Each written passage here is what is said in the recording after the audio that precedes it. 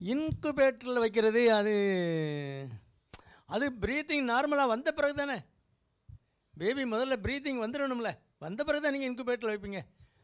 அதை இன்டுபேட் பண்ணணும். அது லங்ஸுக்குள்ளே மூச்சு விடலைன்னா அனஸ்தீசியா கொடுக்கும்போது நுரையீரலுக்குள்ளே அந்த மூச்சு குழாய்க்குள்ளே டியூப்பை கொடுத்து ஆக்சிஜன் கனெக்ட் பண்ணி வென்டிலேட்டர் பீடியாட்ரிக் வென்டிலேட்டரில் கொடுத்துட்டாங்கன்னா அது அது என்னென்ன ஆக்சிஜன் சேச்சுரேஷனில் இருக்கணுமோ கரெக்டான சேச்சுரேஷனில் வச்சு அந்த மாதிரி மானிட்ரு நீங்கள் சொல்கிற மாதிரி நிக்யூன்னு சொல்லுவாங்க, நியோநேட்டல் ஐசியூ, NICU நிக்கு.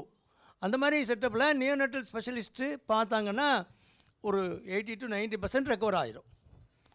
அது ஆட்டோமேட்டிக்காக தன்னாலே ப்ரீத்திங்கில் இருக்குது குழந்தை, வென்டிலேட்டர் சப்போர்ட் தேவையில்லைன்னா இன்னும் நல்லது, சீக்கிரம் ரெக்கவர் ஆகும்.